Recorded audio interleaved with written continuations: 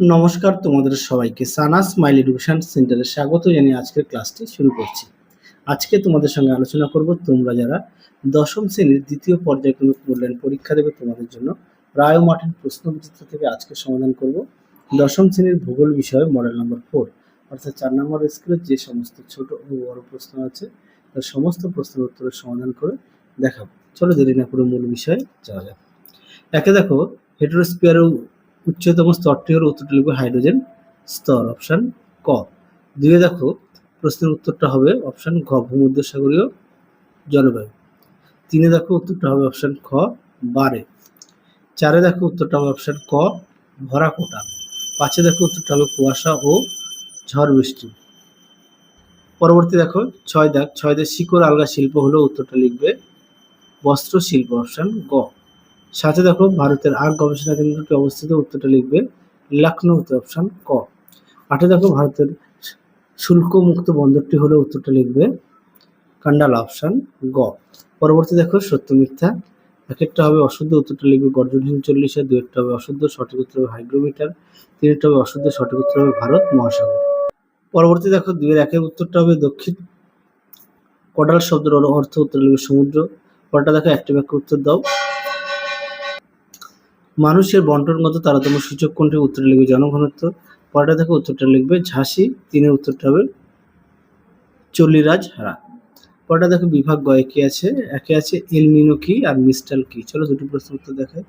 দেখো এল নিনো কি এখান থেকে একটু পড়ে নিয়ে লিখবে।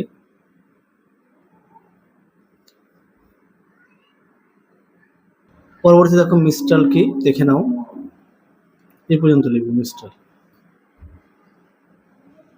পরবর্তী প্রশ্ন দেখো অ্যাপোজি কি আর শৈবাল সাগর কি। শৈবাল সাগরটাকে আগের ভিডিওতে দেখানো আছে, সেই কারণে দেখালাম না। অ্যাপোজি কি এটা দেখায়। দেখো প্রশ্ন উত্তর অ্যাপোজি কি।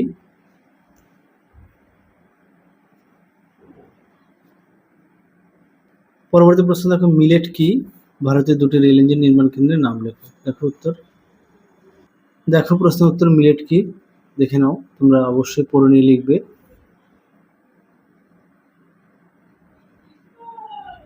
দেখো 11 দাগের প্রশ্ন উত্তরটা এখান থেকে এই পর্যন্ত লিখবে উত্তরটি। পরবর্তী প্রশ্ন দেখো শহরের সংজ্ঞা দাও আর অথবা দিয়ে রজ্জু পদ্ধতির ব্যবহার লেখো। দেখো উত্তর। দেখো প্রশ্ন উত্তর শহর কি। তোমরা এই প্রশ্ন উত্তরটা এখান থেকে দুটি পয়েন্ট লিখবে। পরবর্তী প্রশ্ন দেখো ঘূর্ণবাদ ও প্রতিভা ঘূর্ণবাদের তিনটি পার্থক্য। দেখো উত্তর। দেখো প্রশ্ন উত্তর।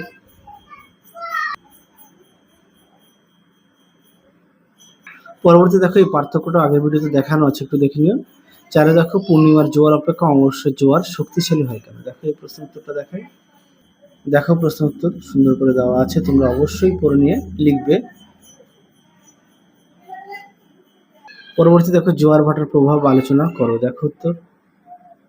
দেখো প্রশ্ন উত্তর সুন্দর করে দেওয়া আছে, তোমরা অবশ্যই এখান থেকে পড়ে নিয়ে লিখবে। এছাড়া পাঠ্য বইটা অবশ্যই খুঁটিয়ে পড়বে। হ্যাঁ, পাঠ্য বইয়ের দিকে গুরুত্ব দেবে। দেখে নিও তোমরা এখান থেকে একটু ছোট করে নিয়ে লিখবে। একটা ইতিবাচক প্রভাব আছে, একটা নেতিবাচক প্রভাব আছে, সবগুলো থেকে তিনটে করে পয়েন্ট দিয়ে লিখবে।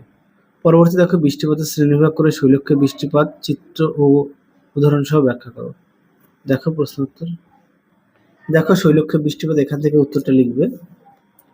দেখে নাও এই পর্যন্ত উত্তরটা লিখবে। শৈলক্ষে বৃষ্টিপাত এই পর্যন্ত উত্তরটা লিখবে। পরবর্তী দেখো এই তিনটে প্রশ্নের উত্তরে দেখানো আছে। হ্যাঁ, সম্ভবত 2 ও 3 নম্বরের না 1 আর 2 নম্বর মডেল স্কুলে পেয়ে যাবে। তাহলে চলো আজকের মতো এখানেই সমাপ্ত করছি, আবার দেখা হবে পরবর্তী ভিডিওতে। তোমরা এই তিনটে প্রশ্ন উত্তর 1 ও 2 নম্বর স্কুলে পেয়ে যাবে, উত্তরগুলি দেখানো আছে, একটু দেখে নিও। তাহলে চলো তোমরা সবাই সুস্থ থাকো, ভালো থাকো। আজকের মতো টাটা।